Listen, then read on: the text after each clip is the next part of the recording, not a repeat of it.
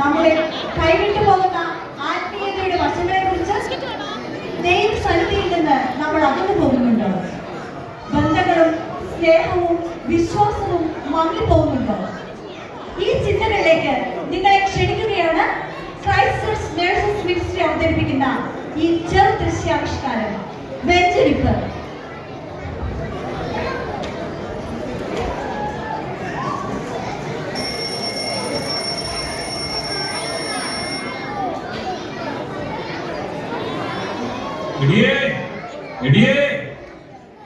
എന്താ മനുഷ്യ രാവിലെ തന്നെ ഒന്ന് തൊള്ള തുറന്ന് അലർന്നേ?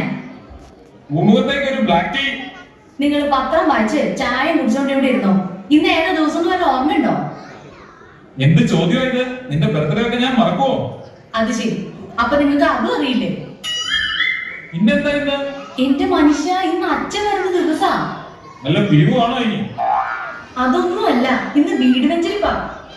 ഓ, അച്ഛന് വേറെ പണിയൊന്നുമില്ലേ? ഒരു അവധി ദിവസം കിട്ടിയത് ഇങ്ങനെ പോയല്ലോ. ദേവദൂഷണം പറയാതെ മനുഷ്യ, നമ്മളോ പ്രാർത്ഥിക്കുന്നില്ല, നമുക്ക് വേണ്ടി അച്ഛനെങ്കിലും പ്രാർത്ഥിക്കട്ടെ. ആ, എന്തെങ്കിലും ആകട്ടെ. ആ കുരുത്തക്കെട്ടവന്മാരൊന്നും ഇതുവരെ എണീറ്റില്ലേ? മിക്കവാറും വെഞ്ചരിപ്പ് കഴിഞ്ഞ് അച്ഛൻ പോയാലും അവരെ എഴുന്നേക്കും തോന്നണില്ല. അതെങ്ങനെയാ? രാത്രി 2 മണി 3 മണി വരെ മൊബൈലിൽ തോണ്ടിരിപ്പല്ലേ?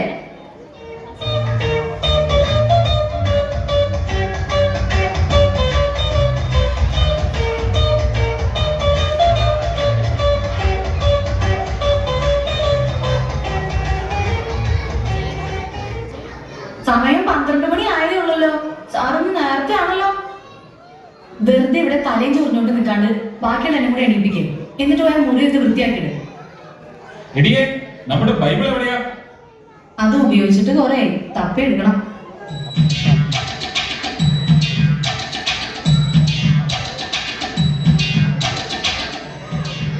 എല്ലാവരോടുമായിട്ട് പറയാം, വേഗം ബൈബിള് തപ്പിയെടുത്തോ. അച്ഛൻ വരുമ്പോ ഇവിടെ ബൈബിൾ ഇല്ലാന്ന് വന്നാൽ നാണക്കേടാ.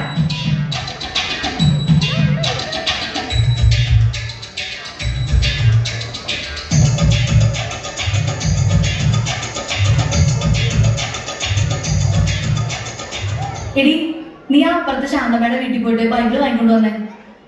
എന്തിനാ അമ്മ ശാന്തി ആന്റിയുടെ വീട്ടിൽ പോകുന്നത്? ഞാൻ മേരി ആന്റിക്ക് ഗസ്റ്റിലെ ആദ്യം. കഴിഞ്ഞ ആഴ്ച അവരുടെ പട്ടി നമ്മുടെ പൂച്ച ഓടിച്ചെന്ന് പറഞ്ഞ് ഞാൻ വഴക്കുണ്ടാക്കിയില്ലേ? അന്ന് പുറത്ത് പറയാൻ കൊള്ളത്തൊക്കെ ഞാൻ അവളെ വിളിച്ചതാ. മാത്രമല്ല, അവളുടെ സ്വഭാവം മോശം. നീ വേഗം പോയിട്ട് ശാന്തമ്മയുടെ അടുത്തുനിന്ന് വാങ്ങിട്ടോ.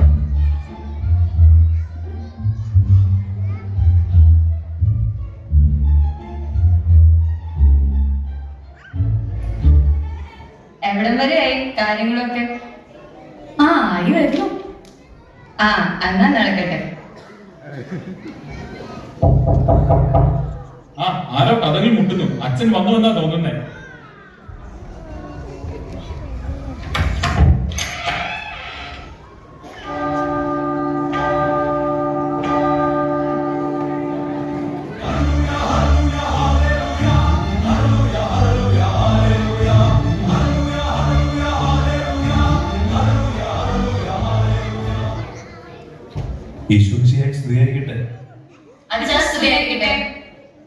എന്നാ അച്ഛാ ഇരിക്കാം. ഒരാളെ കൂടെ കാണാനുണ്ടല്ലോ. അമ്മച്ചി എന്തി? എടി അമ്മു, നീ പോയി വല്യമ്മയെ വിളിച്ചോണ്ട് വാ.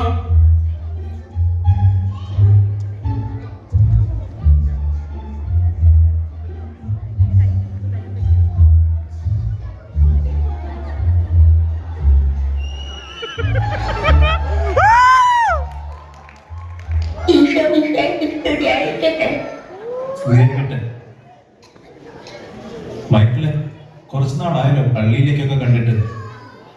ഒന്നും പറയണ്ട അച്ഛാ, ആകെപ്പാട് ജോലി ഇല്ലാതെ കിട്ടുന്ന ഒരു ദിവസം ഞായറാഴ്ച. അന്ന് രാവിലെ പള്ളി പോയ അര ദിവസം പോക്കാം.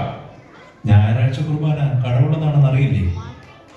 അച്ഛ, കടത്തിന്റെ കാര്യം പറഞ്ഞപ്പോഴാ അപ്പുറത്തെ വീട്ടിലെ നേരി ഞങ്ങളുടെ അടുത്തുനിന്ന് 1000 രൂപ കടം വാങ്ങിയിട്ട് ഇതുവരെ അവള് തിരിച്ചു തന്നിട്ടില്ല.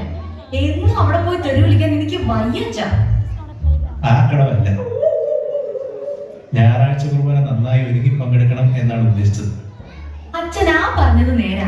ഈ ഇടവകയില് ഏറ്റവും നന്നായിട്ട് ഒരുങ്ങി വരുന്നത് ഞാനാ. എടാ മോനെ, നിന്നെ പള്ളിയിലോട്ടൊക്കെ കണ്ടിട്ട് കുറെ നാളായല്ലോ. ലാസ്റ്റ് എന്ന് വെച്ചാൽ പള്ളി ഫുഡ് ഉണ്ടായിരുന്നു. ഓണത്തിനല്ലേ? ആ, എന്നാ വന്ന്. ഓണത്തിന് മാത്രം പ്രത്യക്ഷപ്പെടാൻ നീ ആരാടാ? മാവേലി. നിന്റെ കാര്യം എങ്ങനെയാടി? ഇൻട്രസ്റ്റ് ഇല്ലാത്തോണ്ടല്ല അച്ഛാ, ഭയങ്കര തിരക്കാ. രാവിലെ ബാഡ്മിന്റൺ ക്ലാസ്, ട്യൂഷൻ, പിന്നെ വൈകുന്നേരം ഡാൻസ് ക്ലാസ്. ഒട്ടും സമയമില്ല. അപ്പൊ ചുരുക്കി പറഞ്ഞ ഇതിനിടയ്ക്ക് ഒഴിവാക്കാൻ പറ്റുന്നത് പള്ളിയും കുർബാനയും മാത്രമാണ് അർത്ഥം. അപ്പൊ നീയോ? അച്ഛൻ ഞാൻ പള്ളിയിൽ വരാറുണ്ട്, അച്ഛൻ കാണാത്ത.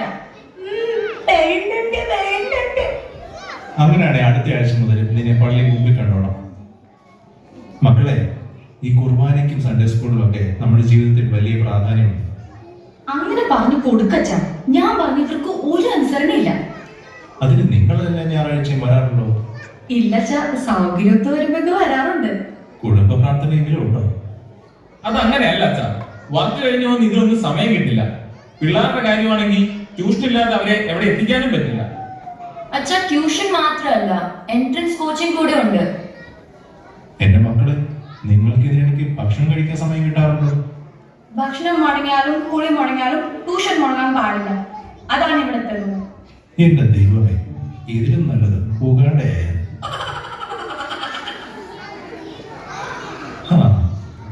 എന്നാ നമുക്കിനി പ്രാർത്ഥിക്കാം. എടാ മോനെ, നീ ആ ബൈബിൾ എടുത്ത് എഫേസ്യോസ് 5:22 മുതൽ ഒന്ന് വായിച്ചേ. ബൈബിളും മതി.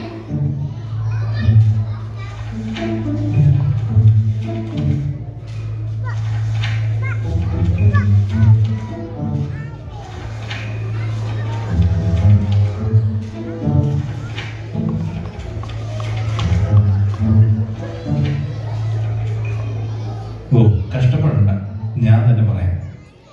മക്കളെ, ഇപ്പോൾ നമ്മൾ കൈത്താക്കാലത്തിലാണല്ലോ. കൈതക്കാലോ? ഇപ്പം മഴക്കാലല്ലേ? മിണ്ടാതിരിടാ. മിണ്ടാതിരിക്കാൻ പറഞ്ഞിട്ട് കാര്യമില്ല. വേദപാഠത്തിന് വേർപ്പിടാതെ ട്യൂഷന് വിട്ടു കഴിഞ്ഞാൽ അവരിതൊക്കെ എങ്ങനെ അറിയും? കൈത്താകാലം എന്ന വിളവെടുപ്പിന്റെ കാലം എന്നാണ്. നമ്മളിൽ നിന്ന് ദൈവം ഫലം ആവശ്യപ്പെടുന്ന കാലം. എന്നാൽ നമ്മളോ ഇത് ലോകത്തിന്റെ ഫലങ്ങളുടെ പുറകെയാണ്. ഞായറാഴ്ചയും പറ്റുമ്പോഴൊക്കെ നിങ്ങൾ കുർബാന കൂടാൻ പള്ളിയിൽ വരണം. പിന്നെ കുടുംബ പ്രാർത്ഥനയും മുടക്കരുത്. ഇതൊക്കെ പറ്റുന്ന കാര്യമാണോ അച്ഛാ? ഇതൊക്കെ നമുക്ക് പറ്റണം. ദൈവത്തിനായിരിക്കണം നമ്മുടെ ജീവിതത്തിൽ ഒന്നാം സ്ഥാനം. ഇവിടെ നമ്മൾ ഉണ്ടാക്കുന്ന പേരും പെരുമയും ഒന്നും മരിച്ചാൽ നമുക്ക് കൊണ്ടുപോകാൻ പറ്റത്തില്ല. മക്കളെ ദൈവത്തിലേക്ക് നയിക്കേണ്ടതും മാതാപിതാക്കളുടെ ഉത്തരവാദിത്വമാണ്. ഇനി നിങ്ങളെല്ലാം സ്ഥിരമായി പള്ളിയിൽ കൊണ്ടേക്കണം. ഞങ്ങൾക്ക് തെറ്റ് പറ്റിപ്പോയച്ചാ ഞങ്ങൾ മനസ്സിലാക്കുന്നു. ഇനി മുതൽ ദൈവത്തിനായിരിക്കും ഞങ്ങളുടെ ജീവിതത്തിൽ ഒന്നാം സ്ഥാനം. ഞായറാഴ്ച കുർബാന ഞങ്ങൾ മുടക്കത്തേയില്ല. കുടുംബ പ്രാർത്ഥനയും മുടക്കില്ല അച്ഛാ. Praise the Lord. ഇന്ന് ഈ കുടുംബത്തിന് രക്ഷ